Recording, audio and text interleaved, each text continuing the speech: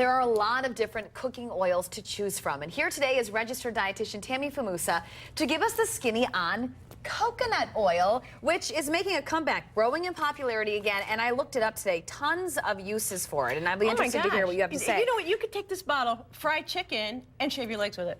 Shave your legs? How about that? Shave your legs, and you're worried about your lips. You could slap that all over your lips. So I was saying that I do love different lip glosses and chapsticks, and you could use that for that too. Okay, let's talk about the different types of coconut oil. There's not just there's one a lot type. of types. So there's organic, right, which is just plain, but this one's organic refined, which is the third type, which refined where they actually process it a little more. The organic kind, they don't process it. They use their own, like an organic manure to process it. Okay. The second kind is virgin, which is probably what I should have got. Virgin is that one the best one? Well, there's no, I mean, I would say the first two, the organic or the virgin, because the virgin's going to have the more, they extract the coconut oil out of it. It's going to be a more of a flavorful one. It's going to have probably more of a smell. Because this has no smell. This has no smell or anything. So, again, it's really greasy, but I was leery about organic. I was leery about coconut oil, and Wani, one of our past producers, said, I was like, oh no, you can't eat that, Wani. Well, she can. Because it had a bad reputation. It did. And there are a lot of people who may have heard it's super, because this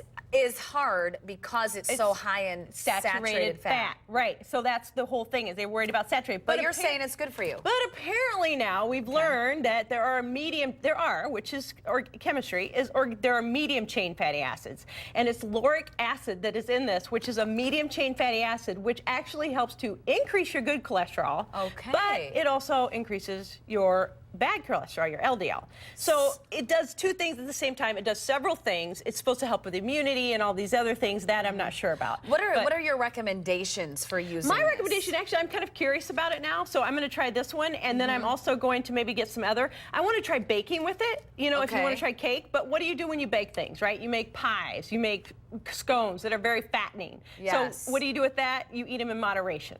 Right? And that's the whole key. That's the whole key. So this. Now, come on, I've never used this, so I just want to make sure I understand. Would replace butter if you were... Yes, yes. So that's much higher saturated fat than butter, because that's 90% saturated fat. This has 11.5 grams of saturated fat or something like that, versus butter has 7.5.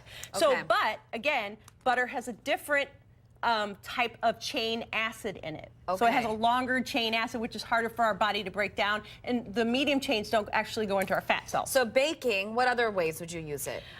Baking, you could do stir fries in it. You could maybe do a stir fry, you know, coconut oil, Thai food, things like that. Did you try it? No, you try it. Here, you try it. No, I tried it. I did try it. Did you like it? Here, try it. No, try it. Put it on your lips too when you're trying it, because it's really, actually, it's been there for a while. It has no taste.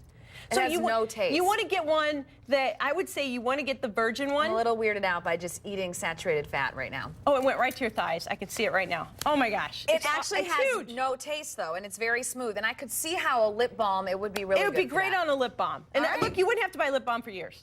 Well, yeah, for a long, long time. It's probably only good for a couple years. But one thing I want to say is different oils. Different oils. Try different oils. Don't just use stick with this. Okay. Tammy, thank you. We appreciate it. We'll be right back.